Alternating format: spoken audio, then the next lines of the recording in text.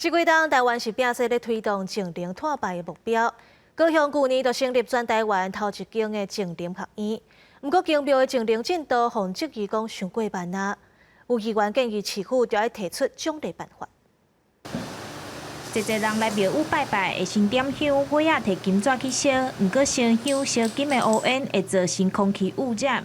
中央这几冬推动净零排碳，有不少庙宇配合香金减量的措施。政府嘛咧鼓励庙宇设太阳能板，除了生产的电会当家己使用，嘛会当省电。不过对部分的庙宇来讲有可能，除了经费问题，也惊讲若装落会破坏风水，外观歹看。你庙的主体，你若总讲互这个太阳能板甲你看大电管，这敢是影响到人对这间庙的印象。这烧金纸啦、烧香啦，上好是较卖啦。面对全球2050净零碳排目标，高雄市旧日成立全台头一间净零的学院，实施节能减碳甲永续发展。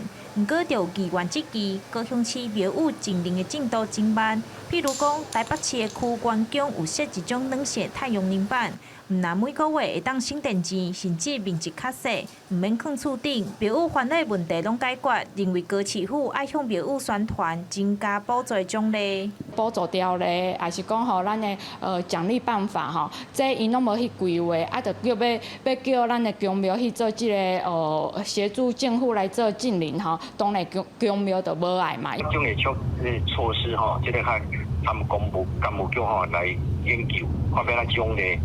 民政局表示讲，目前高雄市有24间公庙配合，用米代金、线顶点灯等等的环保措施，嘛有500多间的庙宇有做减香减金。目前已经规划头一场庙宇净零教育的训练，太阳能设置的奖励办法嘛，正在研究当中。记者钟义辉、邱昭荣高雄报道。